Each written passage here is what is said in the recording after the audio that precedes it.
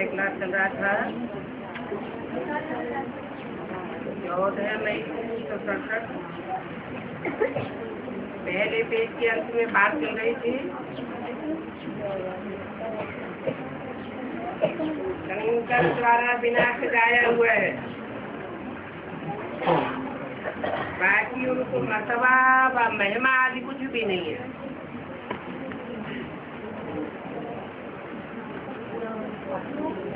क्या बात हुई? शंकर द्वारा विनाश, बाकी उनको महिमा व मर्तबा आदि कुछ भी नहीं। ऐसा है? शंकर को महिमा व मर्तबा आदि कुछ भी नहीं है,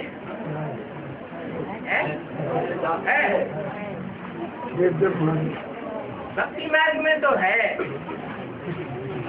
लेकिन ज्ञान मार्ग में तो है महिमा व मर्तबा आदि कुछ भी नहीं है। जैसे कहते हैं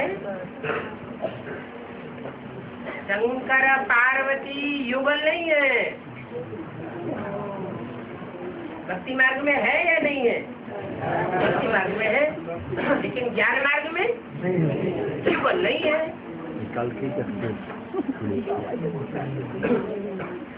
14 मई 1967 की वाणी का दूसरा पेज। बाकी विनाश तो ड्रामा अनुसार होना ही है।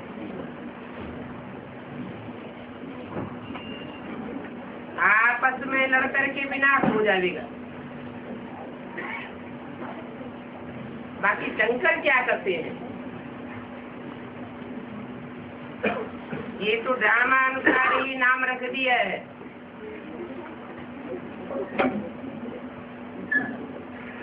शंकर द्वारा विनाश तो समझाना पड़ता है कि ब्रह्मा विष्णु शंकर तीनों हैं। माने मजबूरी है समझाने की। क्या कि ब्रह्मा विष्णु और शंकर ये तीन के द्वारा कार्य होता है। स्थापना के लिए तो ब्रह्मा को रख दिया है, पालना के लिए विष्णु को, विनाश के लिए फिर शंकर को रख दिया है। ये तो बना बनाया ड्रामा है। कल्प कल्प समझते रहेंगे कि शंकर का पाठ कुछ भी नहीं।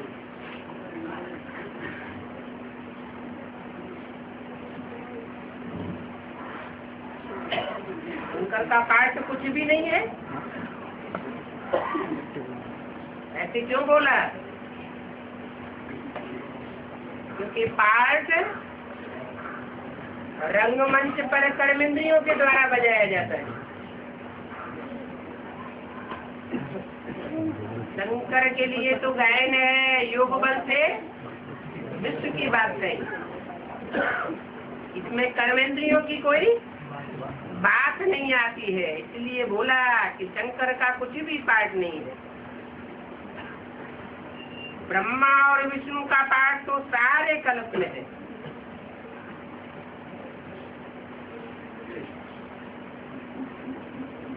ब्रह्मा तो विष्णु, विष्णु तो ब्रह्मा। 84 जन्म ब्रह्मा लेते हैं। विष्णु के लिए भी कहेंगे कि 84 जन्म लेते हैं, तो ब्रह्मा तो विष्णु बनेंगे। ऐसे ही तो कहेंगे ना, ब्रह्मा के भी 84 जन्म पूरे हुए, तो कहेंगे विष्णु के भी 84 जन्म पूरे हुए। और शंकर तो जन्म मरण से न्यारा है। क्यों?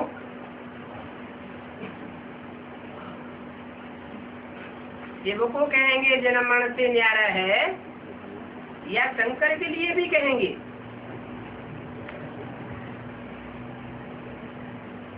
शिव का स्थूल जन्म भी नहीं होता, तो स्थूल रूप में मृत्यु की भी बात नहीं है। और शिव ऐसे रंगमंच पर जब आता है तो जिस तन के द्वारा संसार में प्रत्यक्ष होता है उसको आप समान बनाता है। तो शिव जन्म मरण से न्यारा, तो शंकर भी जन्म मरण से न्यारा होना चाहिए। जन्म अर्थात निश्चय रूपी जन्म, और मृत्यु अर्थात अनिश्चय रूपी मृत्यु। और जो भी मनुष्य आत्माएं सबका जन्म मरण होता है। ये बेहद की बात है। शंकर के लिए नहीं कहेंगे कि उसका जन्म मरण होता है। भक्ति मार्ग में भी ये गायन चला आता है। इसलिए और कोई देवता को शिव के साथ नहीं मिलाया है, एक शंकर ही है जिसका नाम शिव के साथ जोड़ा गया है।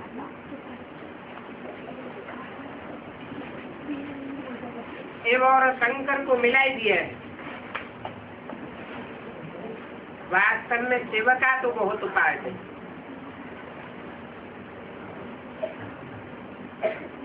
किसके द्वारा?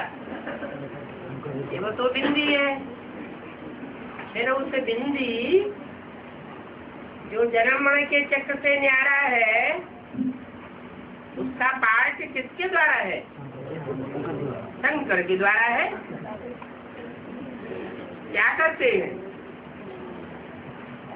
शिव? क्या करते हैं? पढ़ाते हैं। और शंकर क्या करते हैं? पढ़ते हैं।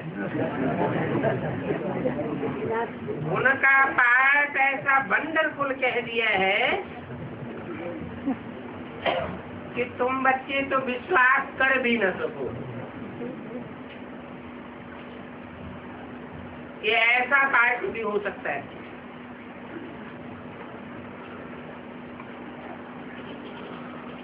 किसने कह दिया?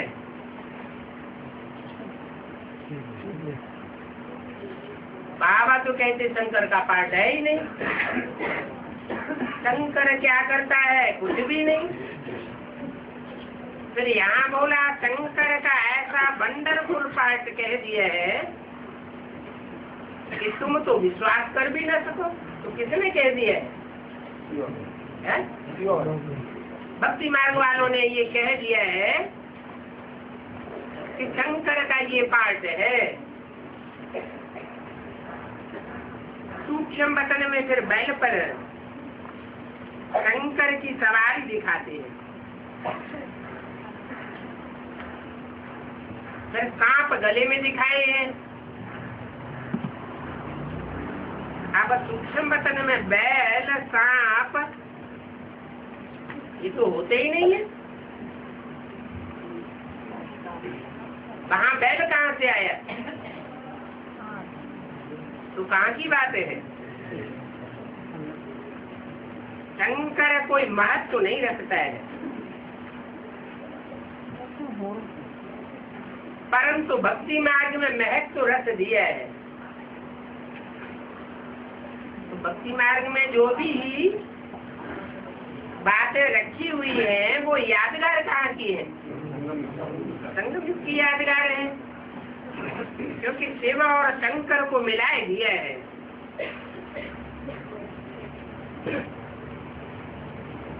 फिर कहते हैं कि भांग पीता था, यह करता था। फिर ऐसे ऐसे काम करने वाले को देवता थोड़े ही कहेंगे। भांग पीने वाले को देवता कहा जाएगा क्या? वो विश्वास ही नहीं कर सकता है। परंतु बंदर बुद्धि है ना, तुम भी ऐसे ही समझते हो। विनाश तो ड्रामा अनुसार होना ही है। वो तो वाम आदि के द्वारा होगा। मनुष्य कह देते कि ये प्रेरक है। कौन? शंकर की प्रेरणा से वाम बनते हैं, वाम से विनाश होता है। बाप ने समझाया है प्रेरणा आदि की कोई बात होती नहीं है, बाप को तो आना पड़ता है। प्रेरणा से ब्रह्मा का राज थोड़ी समझा देंगे। प्रेरणा अक्षर कह देते हैं। बाप ने समझाया है कि मेरे में सत्य चक्र का ज्ञान है ही है। ये मेरे को पाठ मिला हुआ है ज्ञान समझाने का, इसलिए मुझे ही ज्ञान सागर पतित पावन कहते हैं, नॉलेजफुल कहते हैं।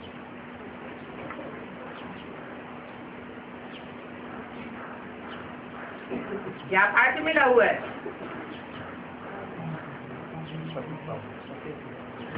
ज्ञान सागर को ज्ञान समझाने का पाठ मिला हुआ है और पतितों को पावन बनाने का पाठ मिला हुआ है।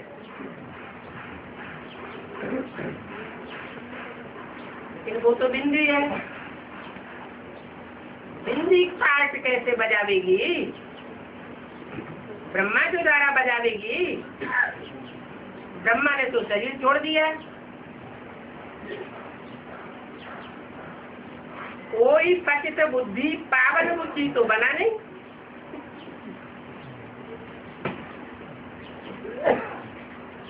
अगर बना होता, ब्रह्मा द्वारा पतित पावन का पाठ चला होता,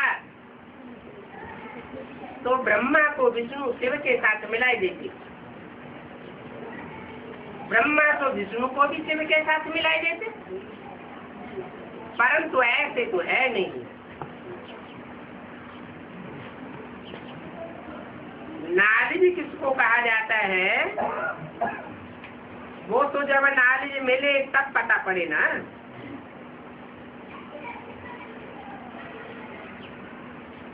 और नॉलेज लेने वाला मिला ही नहीं है, तो फिर अर्थ का कैसे पता पड़ेगा? पहले तो अर्थ का पता चलना चाहिए। आगे तो तुम भी कहते थे कि ईश्वर ही प्रेरणा करते हैं, वो ही सब कुछ जानते हैं। हम जो भी पाप आदि करते हैं वो ईश्वर देखते हैं। बाबा कहते हैं मैं जाने जाननहार नहीं हूँ, मैं कुछ भी नहीं जानता हूँ। ये जाने जाननहार का धंधा मैं करता ही नहीं हूँ।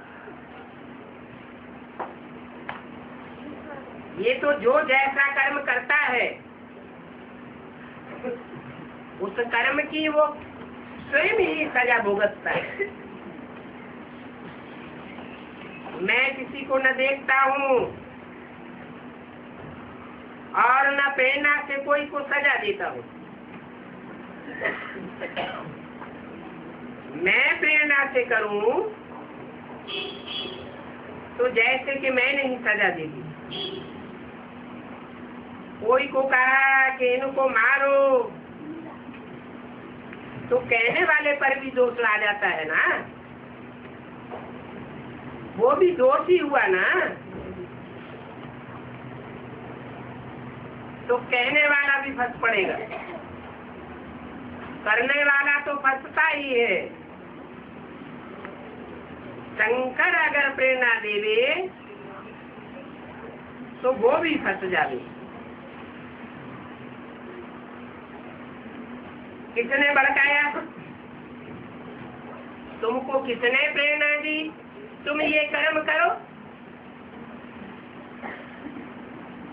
तो भड़काने वाला और कर्म करने वाला दोनों ही फंस गए ना। बाप कहते हैं कि मैं तो तुमको सुख देने वाला हूँ,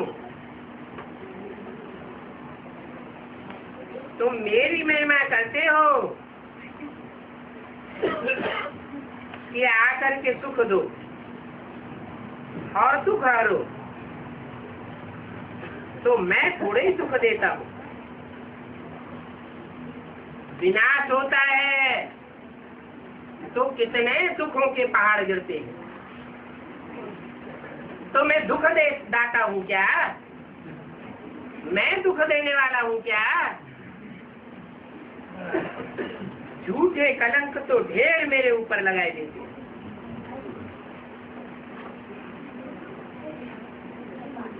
आजकल तो बहुत करके कलंक लगाते हैं। आगे तो कहते थे 24 अवतार,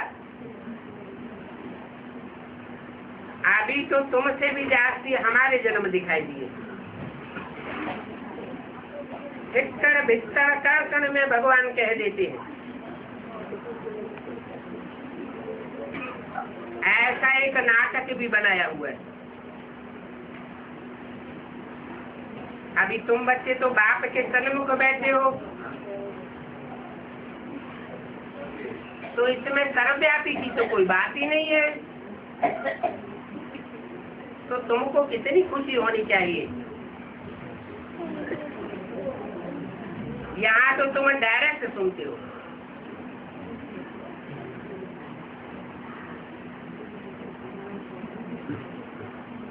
भाषण लेते हो। ये भाषण आती है कि बाबा हमको पढ़ाते हैं। इसको ही मेला कहा जाता है।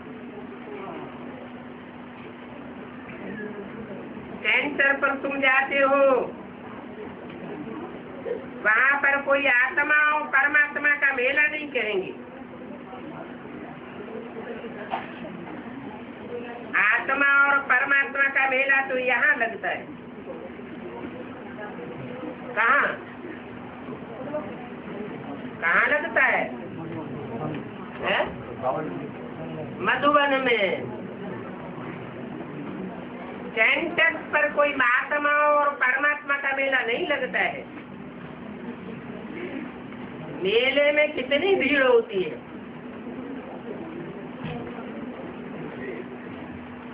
मनारा हो जाता है।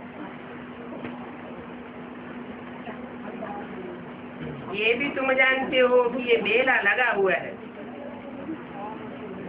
बाप बच्चों के बीच में आए और आत्माएं सब यहाँ हैं बाप के सन्मुख। आत्माएं सब बाप के सन्मुख हैं। सब आत्माएं बाप के सन्मुख है क्या?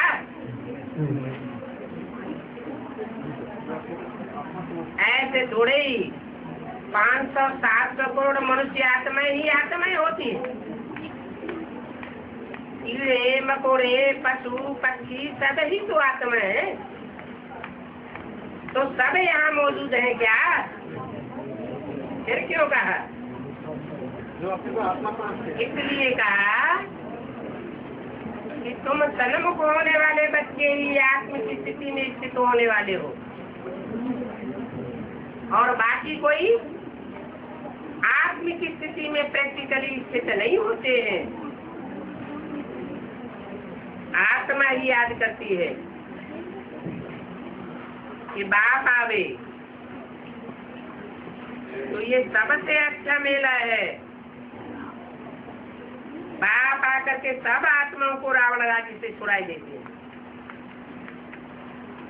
क्या सब आत्माओं को, जो जीव आत्माओं के रूप में है, उनको रावण राज्य से छुड़ाई देते। और जो आत्माएं शरीर छोड़ देती है उनके लिए कहेंगे कि रावण राज्य से बाप छुड़ाते हैं, है?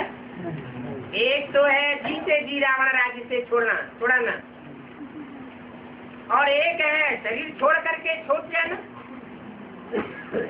तो प्रैक्टिकल पार्ट किसका हुआ? शरीर रहकर जो जीते जी रावण राज्य से छूट जाते हैं। तो ये तुम्हारी बात है, ये मेला हुआ, जिस मेले से मनुष्य पारस बुद्धि बनती है। उन मेलों पर तो मनुष्य मैले हो जाते हैं। किन मेलों पर है? जो मनुष्यों का मेला होता है, गुरुओं और मनुष्यों का मेला होता है, उन मेलों में मैले होने जाते हैं। और इस आत्मा परमात्मा के मेले में पारस बुद्धि बनने के लिए आते हैं। उन मेलों में पैसे बर्बाद करते हैं, मिलता तो कुछ भी नहीं है। उन मेलों को मायावी आसुरी मेला कहा जाता है।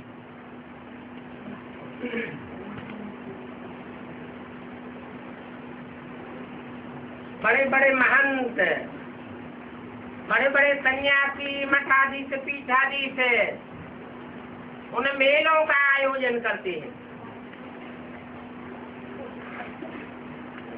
इतने लंबे समय से साज सामान इकट्ठा करते हैं,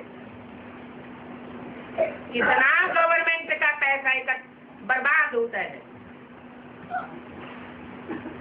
और यहाँ तो कोई योजना नहीं बनाई जाती, कोई पहले से प्लानिंग नहीं की जाती, कोई पैसे की बर्बादी नहीं होती। ये है यथार्थ ईश्वरीय मेला। तो उन मेलों में और इस मेले में रात दिन का फर्क है। उनमें होता है wastage of money, wastage of time, wastage of energy, और थक करके वापस आ जाते हैं। और यहाँ तो तुम मेले में आते हो तो उमंग उत्साह लेकर के वापस जाते हो। तो कितना फर्क हो गया? पहले तुम भी आसुरी मेले में थे,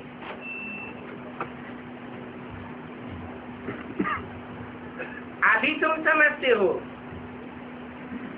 कि तुम ही ईश्वरीय मेले में हो। तुम जानते हो कि बाबा आया हुआ है। अगर सब जान जावे कि बाबा आया हुआ है तो पता नहीं कितनी भीड़ हो जाती।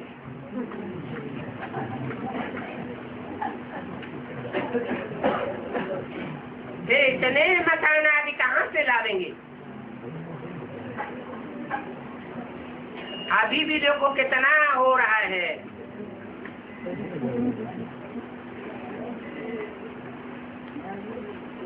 चौदह 567 की वाणी का तीसरा पेज।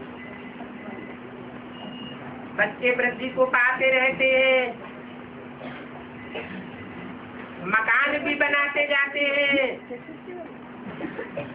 बहुत बच्चे आवेंगे। गाड़ी में गाते हैं, अहो प्रभु तेरी लीला। तो ये कौन सी लीला का गायन है? ये है भगवान की सबसे बड़ी लीला। पुरानी दुनिया खत्म होने से पहले नई दुनिया की स्थापना होती है।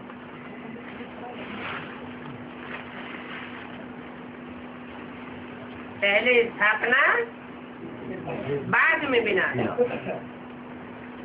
इसलिए हमेशा किसी को भी समझाओ तो पहले स्थापना फिर विनाश, फिर पालना कहो। जब स्थापना पूरी हो तब फिर विनाश होता है, फिर पालना होगी। तो तुम बच्चों को खुशी रहती है कि हम सुदर्शन चक्रधारी ब्राह्मण हैं, फिर हम चक्रवर्ती राजा बनते हैं।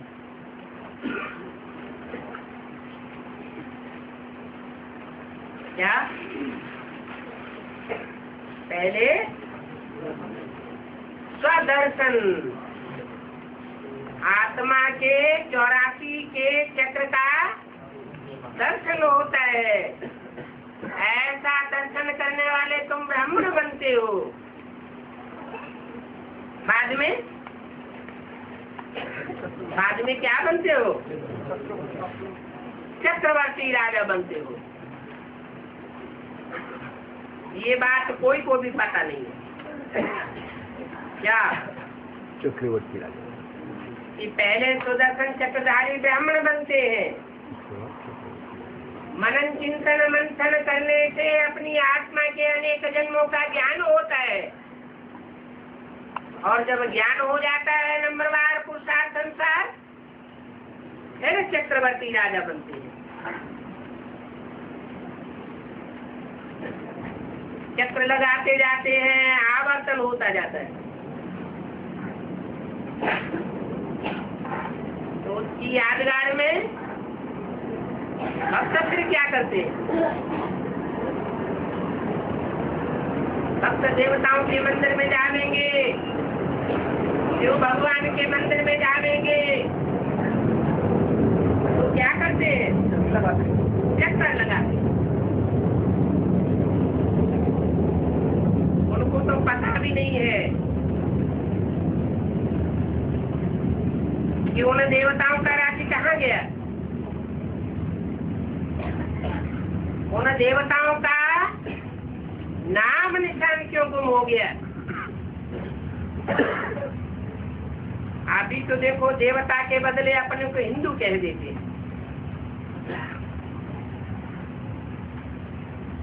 हिंद में रहने वाले हिंदू, हिंदू है यानी क्या है? लक्ष्मी नारायण को भी ऐसा नहीं कहेंगे,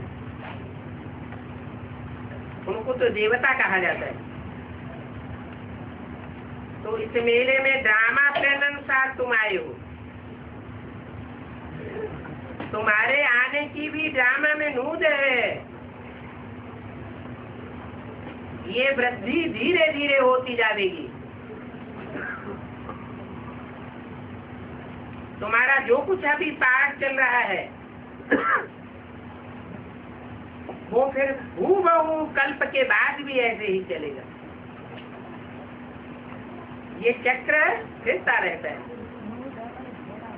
फिर रावण राज्य होगा, फिर आसुरी पालना होगी। अभी तो तुम ईश्वरीय बच्चे हो। कहाँ की बात बताई? संगम में भी ऐसे होता है क्या? है? ईश्वरीय पालना होती है, फिर आसुरी पालना होती है, फिर ईश्वरीय पालना होती है। ऐसे संगम युग में भी होता है क्या? है? शूटिंग होती है। शूटिंग होती है। अभी तो तुम ईश्वरीय बच्चे ही हो, फिर दैवी बच्चे बनेंगे, क्षत्रिय बनेंगे। तुम जो अपवित्र प्रवृत्ति वाले बन गए थे, वो फिर पवित्र प्रवृत्ति वाले बनते हो। है तो ये भी देवी गुण वाले मनुष्य। बाकी इतनी भुजाएं आदि तो होती नहीं है। प्रवृत्ति मार्ग की 4 भुजाएं दिखाई गई हैं।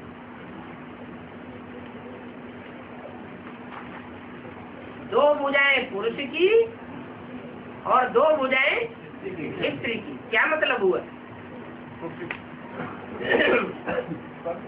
भुजा माना मददगार। मददगार पुरुष रूप में दो भुजाएं, एक लेफ्ट भुजा और दूसरी राइट भुजा। इसको कहेंगे लक्ष्मी को भी।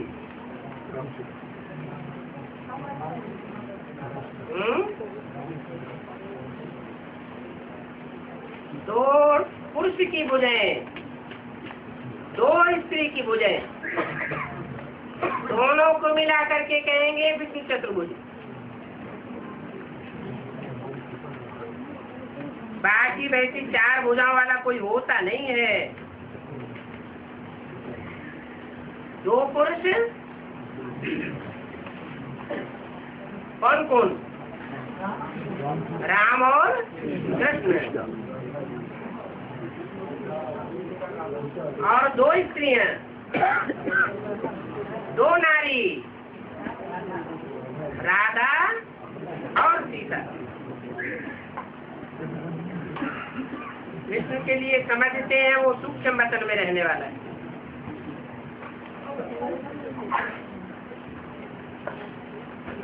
कहाँ की यादगार है? कैसे? मनन चिंतन स्टेज में, मनन चिंतन की स्टेज है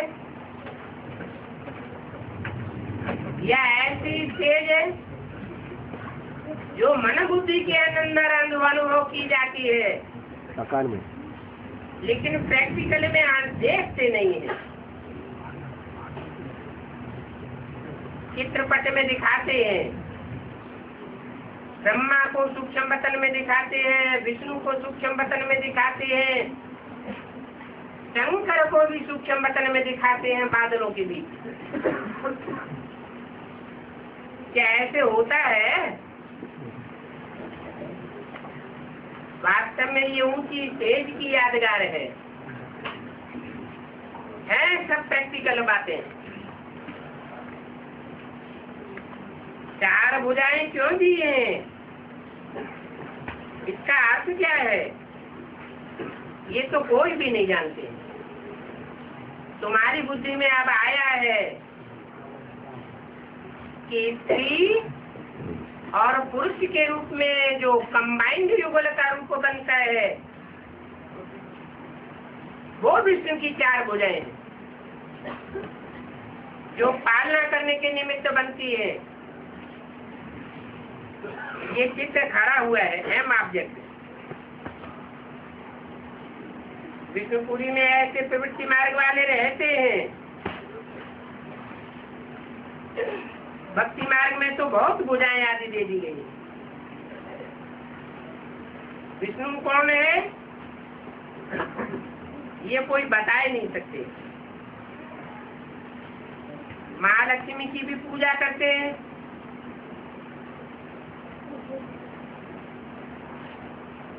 महालक्ष्मी किसे कहा जाता है और लक्ष्मी किसे कहा जाता है ये किसी को पता ही नहीं। तुम्हारी बुद्धि में तो बैठा है महालक्ष्मी अर्थात दो नारियों के स्वभाव संस्कार का मेल। एक लेफ्टिस्ट में पार्ट बजाने वाली, महाकाली के रूप में पार्ट बजाने वाली, और एक राइटियस के रूप में पार्ट बजाने वाली, महागौरी के रूप में पार्ट बजाने वाली। दोनों के स्वभाव संस्कार का मेल महालक्ष्मी महालक्ष्मी कहा जाता है। महालक्ष्मी में स्त्री चोला आगे दिखाया जाता है। विष्णु रूप में पुरुष चोला आगे दिखाया जाता है। जगदम्बा से कब धन नहीं मांगते हैं? क्या कहा? जगदम्बा से कभी धन नहीं मांगते। क्या मांगते हैं? और सर्व मनोकामनाओं की पूर्ति करने के लिए जगदम्बा के पास जाते हैं, और धन की पूर्ति करने के लिए लक्ष्मी का आवाहन करते हैं।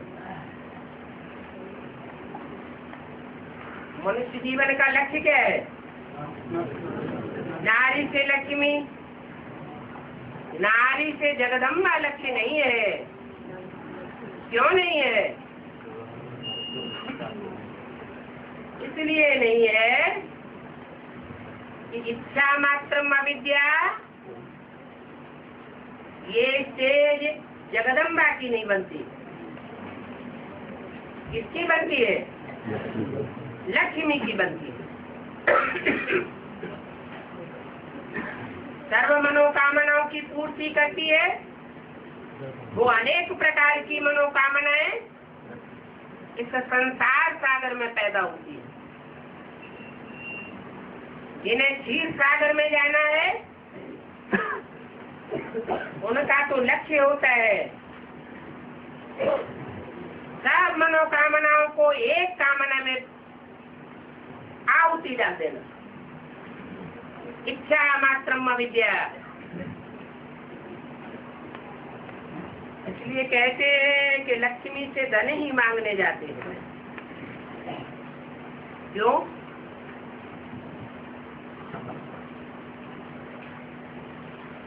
लक्ष्मी से ही धन क्यों मांगते हैं? एक धन की मनोकामना की पूर्ति लक्ष्मी करती है और अनेक मनोकामनाओं की पूर्ति जगदम्बा से करते हैं। तो बड़ी कौन हुई? जगदम्बा। जगदम्बा बड़ी हुई क्योंकि सब मनोकामनाएं की पूर्ति करती है। सब मनोकामनाएं इस सागर संसार सागर में होती है।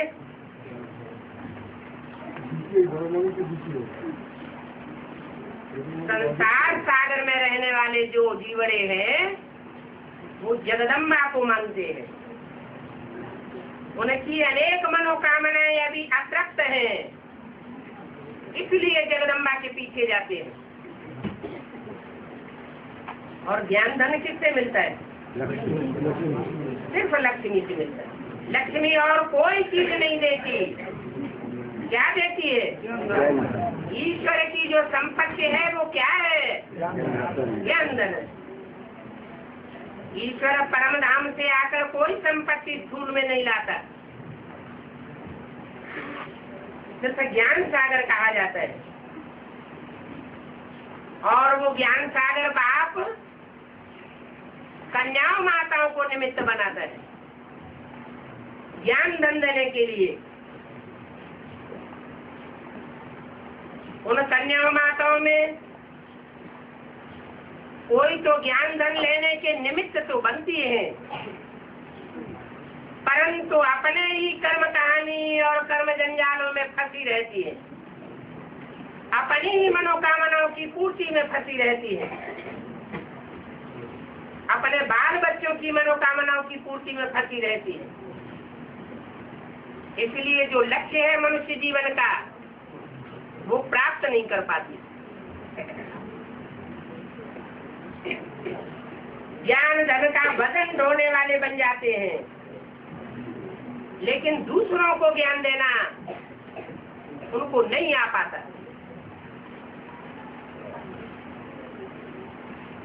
असली धनी वो है जो स्वयं भी धारण करे और दूसरों को भी धारण कराए। इसलिए चार भुजाएं जो कृष्ण की दिखाई गई है उनमें दो भुजाएं स्त्री के रूप में है। एक लेफ्ट भुजा अर्थात सहयोगिनी शक्ति और एक राइट की सहयोगिनी शक्ति। ज्ञान लिया और लेने के बाद उसको धारण कर लिया, बुद्धि के घड़े में तिजोरी में डाल दिया, लेकिन अपने कल्याण में भी नहीं आया और दूसरों के कल्याण में भी नहीं आया, तो सूंह का धन कहा जाता है।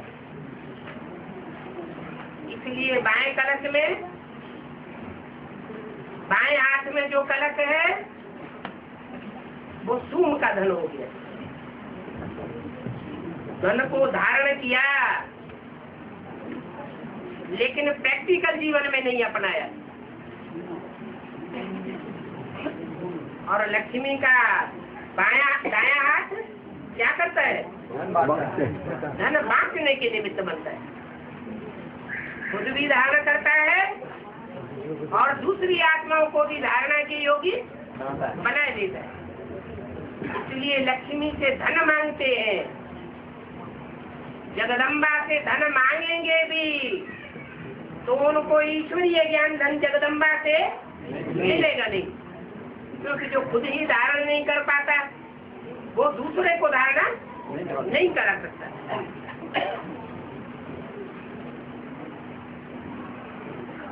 लक्ष्मी से धन मांगते हैं, धन जास्ती मिल गया तो कहेंगे कि लक्ष्मी की पूजा इसने जास्ती की है, इसलिए इसका सारा भंडार लक्ष्मी ने भर दिया है। अब लक्ष्मी भंडार भरने वाली है या भोलेनाथ भंडार भरपूर करने वाला है? तो लक्ष्मी का नाम क्यों दे देते हैं? लक्ष्मी को भी धन कहाँ से मिलता है? लक्ष्मी को भी नारायण से मिलता है। नारायण में ही सेवा प्रवेश करता है। यहाँ तो तुम जगदम्बा से वर्षा पाए रहे हो, परम पिता परमात्मा शिव द्वारा। देने वाला तो वो है।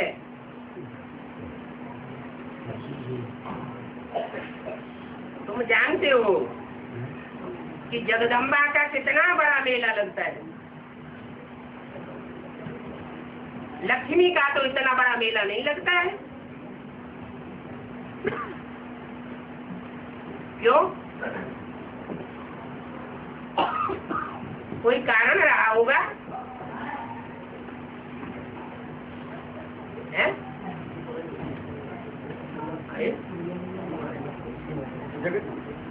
जगदम्बा सारी मनोकामनाएं पूरी करती है, इसलिए मेला लग जाता है।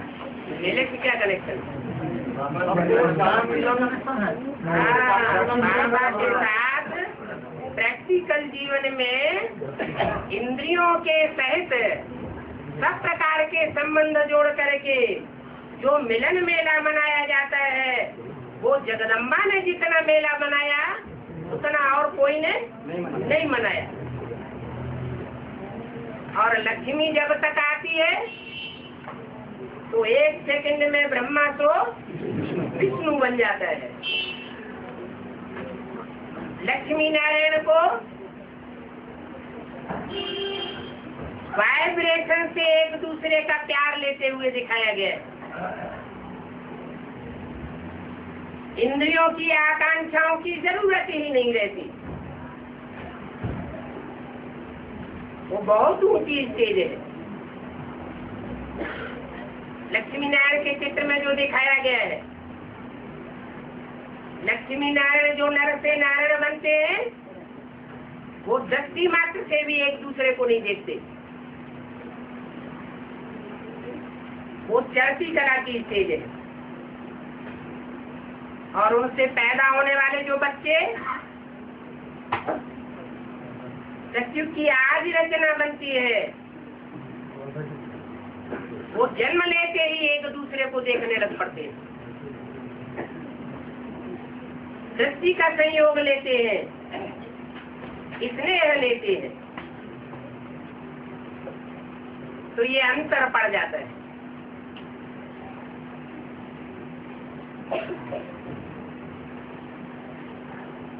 इसलिए गाया हुआ है, अतीन्द्रिय सुख गोप गोपियों से पूछो, जिनका पुरुषार्थ बहुत ही गुप्त है। ये मन बुद्धि के अंदर के बुद्धियों की बात है, बाहर कोई दिखावा करने की बात नहीं है।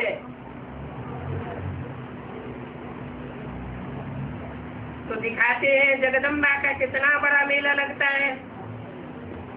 ब्रह्मा का इतना बड़ा मेला नहीं लगता। ब्रह्मा का मेला अजमेर शरीफ में दिखाते हैं। वहाँ ब्रह्मा की पूजा भी नहीं होती। मुसलमानों का मेला लगता है, वहाँ हिंदुओं का मेला नहीं लगता है। कहाँ की यादगार हुई है? ब्रह्मा का मेला, अजमेर का मेला भक्ति मार्ग में गाया हुआ है। जहाँ आजा और मेरा भेड़ बकरियां जहाँ पाले जाते हैं, माउंट आबू। भेड़ बकरियों की प्रवृत्ति क्या होती है? एक तो भीड़ इकट्ठी होके चलती है, दूसरे एक जहाँ जाती है पीछे पीछे सब उसी ओर चली जाती है। अपनी मन बुद्धि का उपयोग नहीं करते। ऐसे ही माउंट आबू में ब्रह्मा का बड़ा मेला लगता है। ब्राह्मणों की दुनिया में अभी भी लग रहा है, जहाँ बुद्धि का उपयोग नहीं किया जाता। मुरली में बाबा ने क्या बोला, इन बातों से कोई सरोकार नहीं। मैं ही स्वर्ग स्थापन करने वाला या वाली हूँ। हमें ही ब्रह्मा है, हमें ही विष्णु है, हमें ही शंकर है। हमें ही वो बड़े बड़े मेगा प्रोग्राम बना करके 3 मूर्तियों का पोस्टर लगा करके त्रिमूर्ति शिव के रूप में प्रत्यक्ष होते हैं। ऐसों को फॉलो करने वालों का मेला लगता है।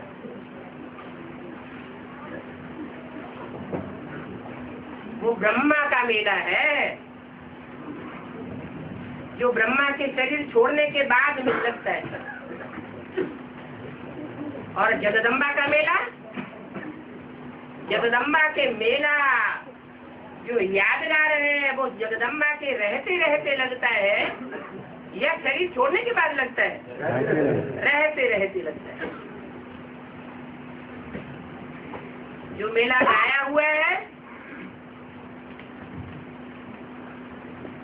नारा लगाते हैं तो क्या बोलते हैं? जय माता दी। ये शूटिंग भी अभी ब्राह्मणों की दुनिया में होने वाली है। बाप आए ही है कन्या माताओं का मर्तबा बढ़ाने के लिए।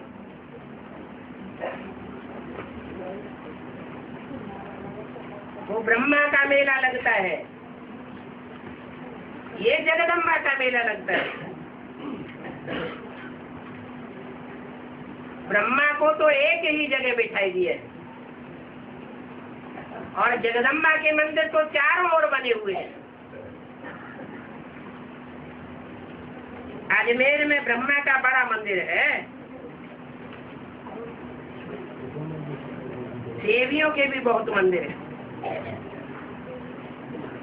ये इस समय की तुम्हारी यादगार है। तुम भारत की सेवा करती हो।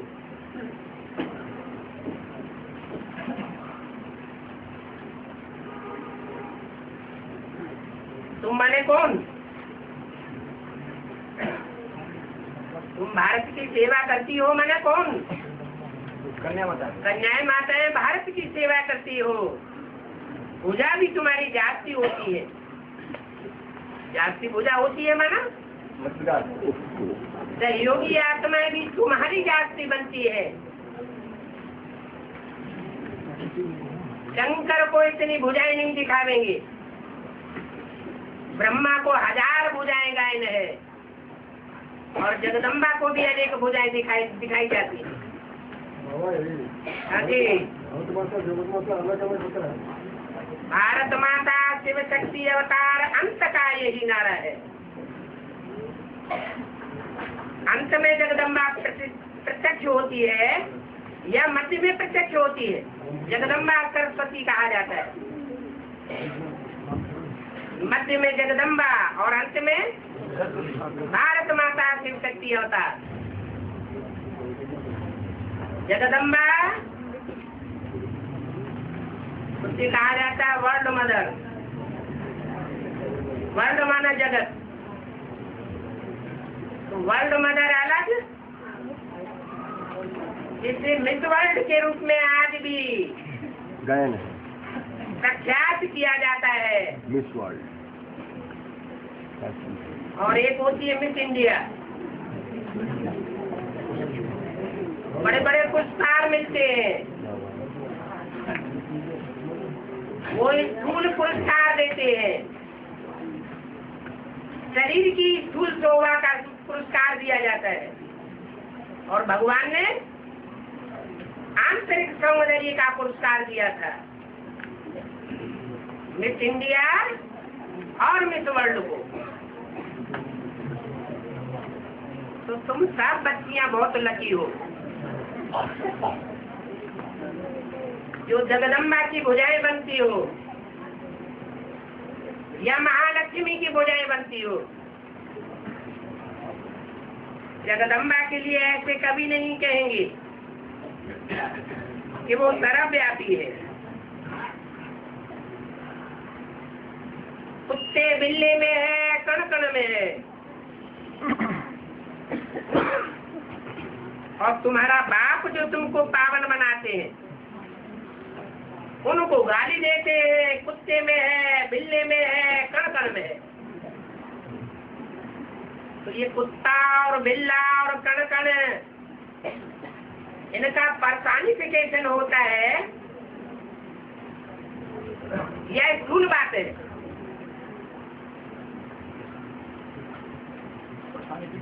कुत्ता में है माना कुत्ते जैसे प्राणियों में भी वो समा करके रहता है। नारायण का पाठ ऐसा है जो ऊंचे से ऊंचे पाठधारी से लेकर के नीचे से नीचे तबके वाले व्यक्ति के साथ घुल मिल करके एक हो जाता है,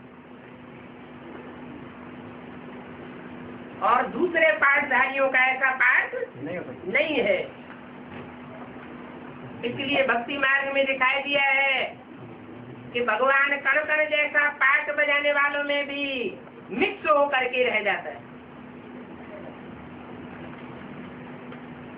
कुत्ते और बिल्लों जैसे पाठधारियों में भी मिक्स होकर के रह जाता है।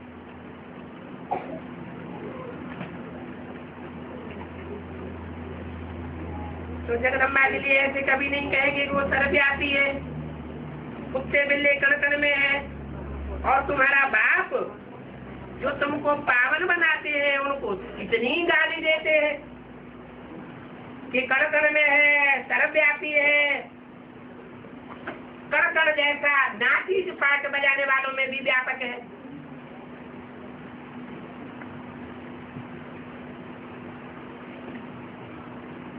तुम्हारी महिमा देखो कितनी होती रहती है। ब्रह्मा विष्णु शंकर को भी सर्वव्यापी नहीं कहते हैं,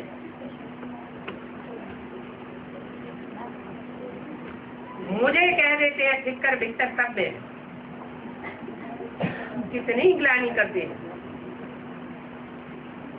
मैं तुम्हारी कितनी महिमा बढ़ाता हूँ। भारत माता की जय कहते हैं ना, तुम सब भारत माताएं तो हो ना। वो कहते हैं भारत माता की जय, तो सामने चित्र किसका लगा देते हैं? कौन सा मैप लगाते हैं? जरा भारत का मैप लगाई देते, परंतु उसमें कोई नारी का भी चित्र खड़ा कर देते हैं, लेकिन जानते नहीं है कि जरा भारत माता नहीं थी, कोई चैतन्य माता थी। तो तुम भारत माता हो ना। वास्तव में कोई जड़ धरनी को माता नहीं कहते हैं। धरती तो अभी तमो प्रधान है,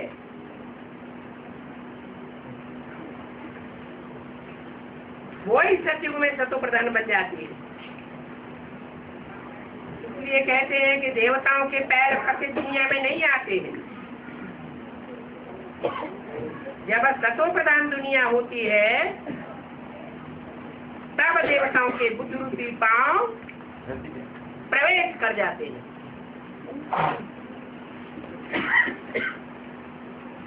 अभी तुमको सतो प्रधान बनना ही है।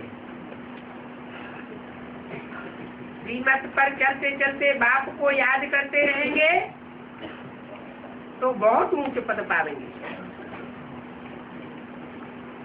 ये ख्याल रख करके याद करना है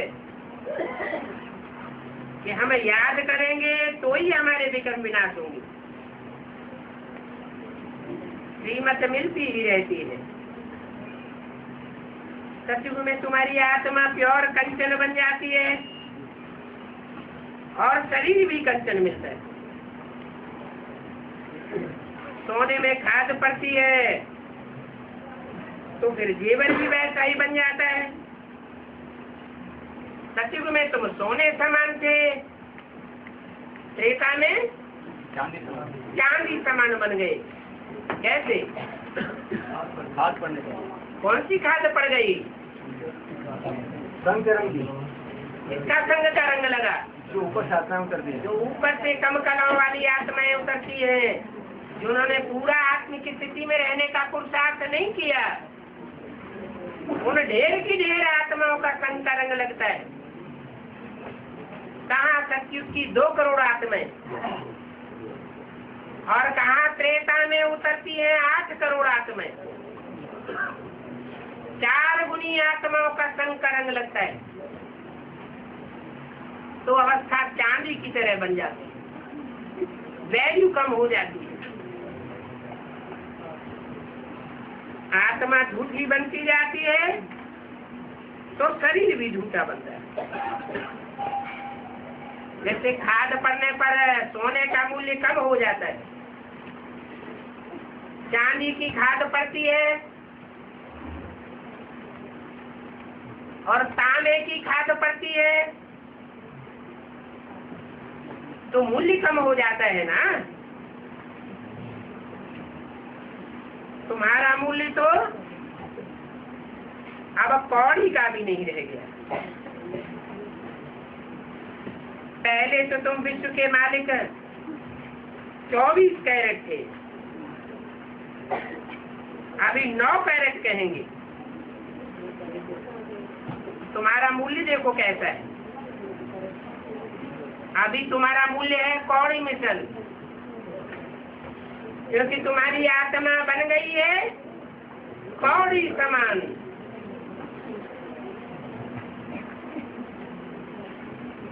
कौड़ी में अंधेरा ही अंधेरा होता है। कैसे भी हमारी बुद्धि नील हो जाती है। इतना ज्ञान सुनते हैं फिर बुद्धि में कुछ याद ही नहीं रहता, तो अंधेरा हुआ ना। बाप आकर के तुमको हीरे मिसल बनाई देते, माना तुम्हारी आत्मा को हीरे जैसा चमक वाला बनाई देते हैं। जैसे हीरा रात में भी चमक मारता है, ऐसे ऐसा ज्ञान के अंधेरे की दुनिया में तुम संसार में 9 लाख सितारे चमक मारेंगे।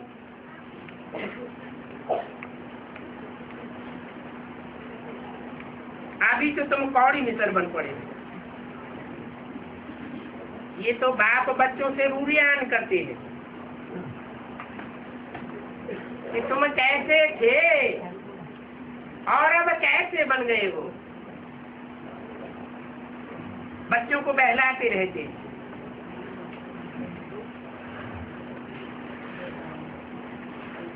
तुम यह ज्ञान सुनते सुनते बदलते जाते हो, मनुष्य से देवता बनते जाते हो। आत्मा प्योर बनती जाती है तो शरीर भी प्योर मिलेगा। हीरे जवाहरातों के महल होंगे,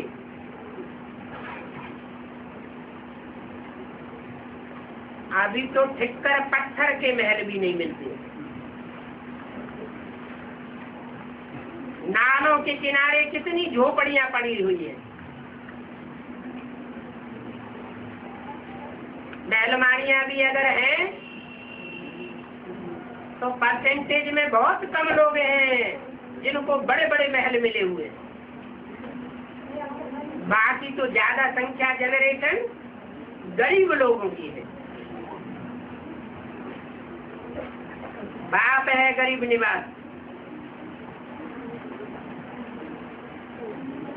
गरीबों को ही आकर के विश्व का बादशाह बनाते हैं।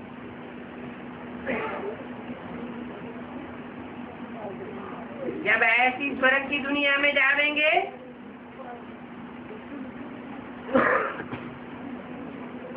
तो कितना याद करके जावेंगे। याद का भंडारा भरपूर हो जाएगा। अच्छा, मीठे मीठे बच्चों को माता पिता बाप दादा का दिल व जान सिख व प्रेम से याद किया। Good morning.